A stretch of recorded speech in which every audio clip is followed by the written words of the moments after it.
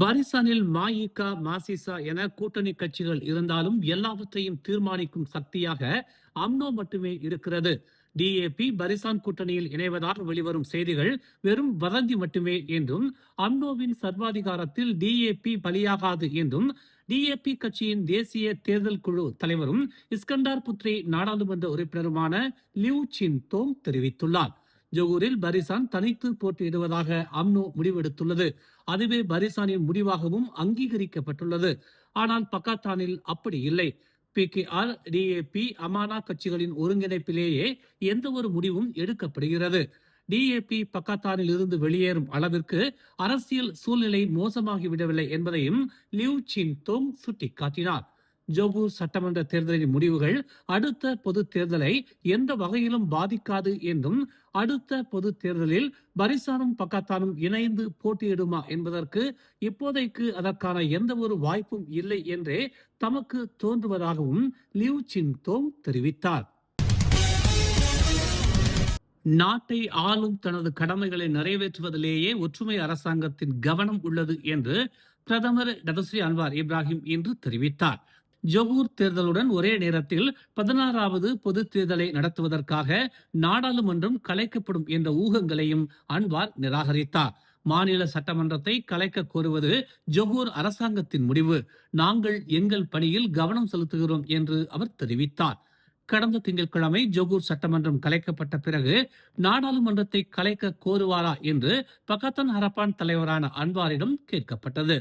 2026ஆம் ஆண்டின் பிற்பகுதியில் மலாக்கா மற்றும் ஜொகூர் மாநில தேர்தல்களுடன் ஒரே நேரத்தில் 16வது பொது தேர்தலை முன்கூட்டியே நடத்த அன்வார் அழைப்பு விடுப்பார் என்ற யூகங்கள் நிலவுகின்றன. 16வது பொது தேர்தல் 2028 பிப்ரவரி வரை அவகாசம் இருக்கிறது என்பது குறிப்பிடத்தக்கது. பெர்லிஸ் மாநில அரசு தற்போதைய தேர்தல் காலம் முடியும் வரை பிரிகாத்தான் நேஷனல் கூட்டணியின் கீழ் தொடர்ந்து ஆட்சி நடத்தும் என்று முதலமைச்சர் அபுபக்கர் ஹம்சா உறுதிப்படுத்தியுள்ளார். பெர்லிஸ் மாநில ஆட்சி தொடர்பாக அண்மையில் பல்வேறு அரசியல் ஊகங்கள் பரவி வந்த நிலையில் அதற்கு முற்றுப்புள்ளி வைக்கும் வகையில் அவர் இந்த விளக்கத்தை அளித்துள்ளார். பெர்லிஸ் அரசின் நிர்வாகம் எந்தவித மாற்றமும் இன்றி தொடர்ந்து செயல்படும் என்றும் அவர் தெரிவித்துள்ளார். இது தொடர்பாக பேசிய அவர், பெர்லிஸ் மன்னர் துவாங்கு ஜைத் சிராஜுடீன் ஜமாலுல்லை வழங்கிய அரச அறிவுரையை மதித்து இம்முடிவு எடுக்கப்பட்டுள்ளதாக கூறினார். மாநில மக்களுக்கு பாதிப்பை ஏற்படுத்தக்கூடிய அரசியல் குழப்பங்கள் அல்லது தேவையற்ற ஊகங்களுக்கு இடமளிக்காமல் அரசின் நிர்வாகம் தொடர வேண்டும் என்பதே மன்னரின் விருப்பமாக இருப்பதாக அவர் தெரிவித்தார். ஸ்பிரின் நெடுஞ்சாலையில் உள்ள டமான்சாரா இணைப்பில் இருந்து பிரியும் ஜலான் செத்தியா புஷ்பா வெளியேறும் வழியின் அருகே கார்கள் மீது கற்களை வீசியதற்காக 50 வயது மதிக்கத்தக்க ஒருவருக்கு நேற்று 26 மாத சிறை தண்டனை விதிக்கப்பட்டது. அடையாளம் காட்டப்படாத அந்த நபர் மீது தண்டனை சட்டத்தின் பிரிவு 427 கீழ் சேதம் விளைவித்ததாக குற்றம் சாட்டப்பட்டுள்ளதாக பிரிக்ஃபீல்ட்ஸ் காவல் நிலைய தலைவர் ஹூ சாங் ஹூ கூறினார்.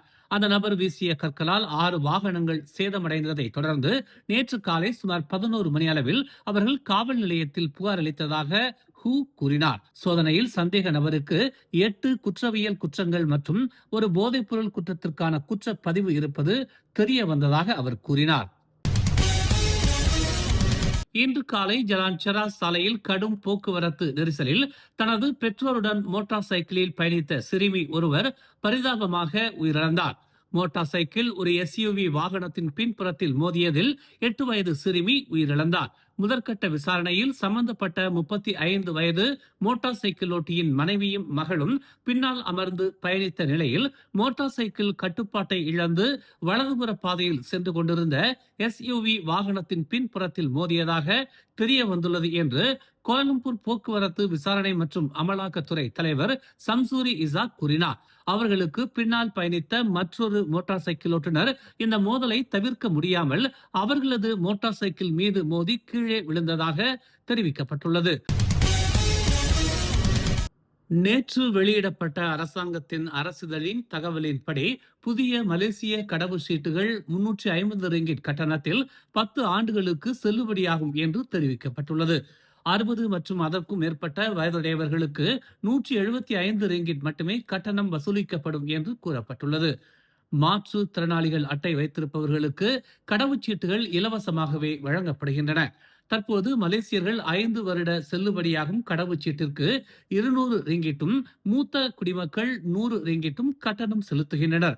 சேதமடைந்த அல்லது தொலைந்து போன கடவுச்சீட்டுகளை மாற்றுவதற்கான கட்டண விவரமும் அந்த அரசிதழில் சுட்டிக்காட்டப்பட்டுள்ளது. இதில் 13 முதல் 59 வயதுக்கு உட்பட்ட குடிமக்களுக்கு முதல் முறை மாற்றுவதற்கான கட்டணம் 550 ரிங்கிட் என்று தெரிவிக்கப்பட்டுள்ளது.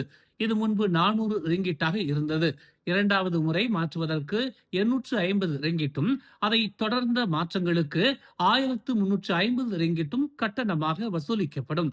மூத்த குடிமக்களுக்கு முதல் முறை மாற்றுவதற்கு 375 ரிங்கிட்டும், இரண்டாவது முறைக்கு 675 ரிங்கிட்டும், அதை தொடர்ந்த மாற்றங்களுக்கு 1175 ரிங்கிட்டும் கட்டணமாக விதிக்கப்பட்டுள்ளது.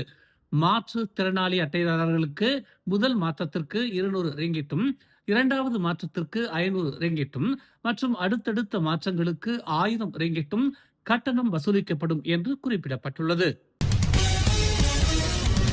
ஓம்ஸ் அறவாரியத்தின் ஆதரவில் மலர் டிவி வழங்கும் திரையிசை கண்ட இலக்கியம் நயம்பட உரைப்போம் 2026. பேச்சுத்திறன் உள்ளவர்களா நீங்கள்? உங்களுக்காக காத்திருக்கிறது பரிசு மலை. எண்ணற்ற திரைப்பாடல்களில் பண்டைய இலக்கிய கருத்துகள் கையாளப்பட்டுள்ளன. கண்ணதாசன், வாலி, பட்டுக்கோட்டை வைரமுத்து முதல் பலரும் பண்டைய இலக்கிய செயல்களை தங்கள் பாடல்களில் கையாண்டுள்ளனர். அப்படிப்பட்ட பாடல்களை அடையாளம் கண்டு 5 நிமிடங்களில் விளக்கி நயம்பட உரைத்து காணொலியாக்கி அனுப்புங்கள். 2 பிரிவுகளாக இப்போட்டி நடைபெறுகிறது.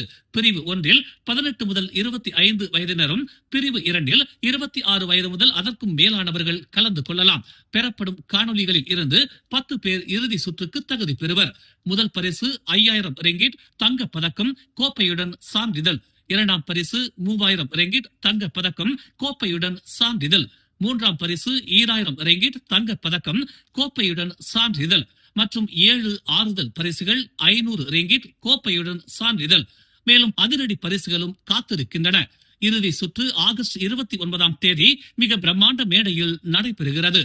போட்டிக்கான மேல் விவரங்களையும் விதிமுறைகளையும் malartv.org எனும் அகப்பக்கத்தில் பெற்றுக் கொள்ளலாம். தொடர்புக்கு 01 2 244 301 என்ற எண்களில் அழைக்கலாம். பங்கேற்பாளர்கள் உடனே பதிவு பாரத்தை பூர்த்தி செய்து போட்டியாளராகுங்கள். மேலும் செய்திகளை தெரிந்து கொள்ள தமிழ் மலர் இணையதளம், தமிழ் மலர் செயலி மற்றும் மலர் டிவி யூடியூப் சேனலை வலம் வாருங்கள். எங்களோடு இணைந்திருக்க மலர் டிவியை பதிவு செய்து கொள்ளுங்கள். உறவுகள் மகிழ்ந்திட விருப்பம் மற்றும் பகிர்வு சேவையை சொடுக்கிடுங்கள்.